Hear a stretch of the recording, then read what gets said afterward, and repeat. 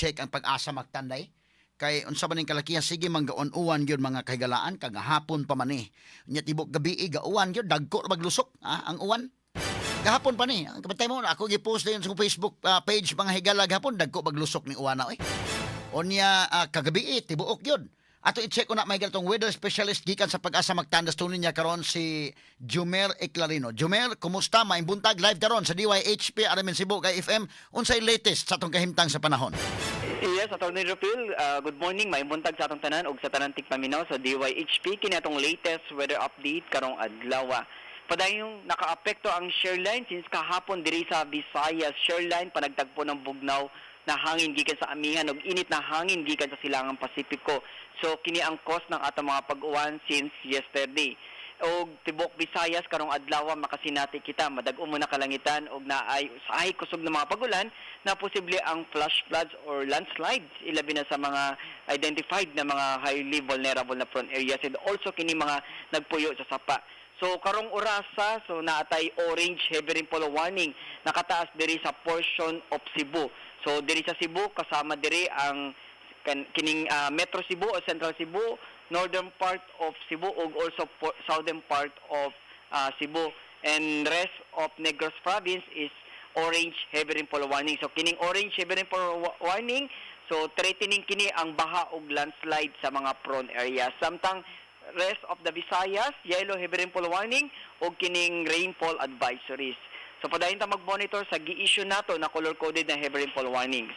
Kini nga na sa kasarangan na hangin masinati sa Central Visayas, nakadagatan malinawon nga na sa kasarangan ang pagbalod.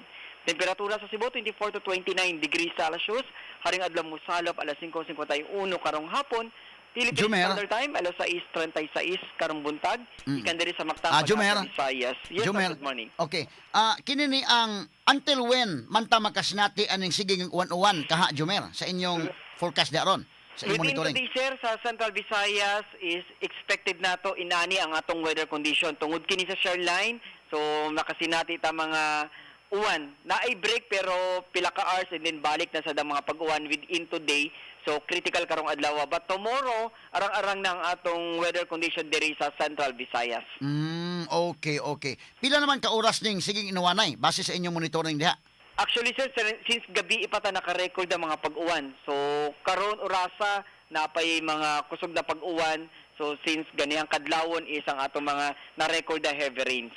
Unsa kadaghan naman ang volume sa tubig since last night nga na iyang na pour? Nanatay na record diri sa atong estasyon mga around estimated 30 to 40 running 40 millimeters per hour, which is na mga kusog na mga pag-uwan. So kanang example kanang 40 millimeters i-multiply nato sa 5,000 nanatay estimated 200,000 ka barrels per square kilometer na bubo diri sa Cebu province. Sa imo nang gika-explain ka ganina but aron nga madugangan pa ginato og explain tingali sa mga kaigsunan in layman's term, unsay pasabot ining shoreline, Jumer?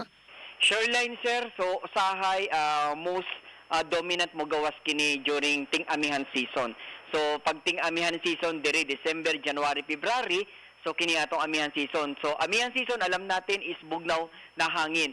So ang bugnaw na hangin o init na hangin gikan sa silangang dagat Pasipiko nagtagpo o nag-converge kini ang gitawag nato na shoreline.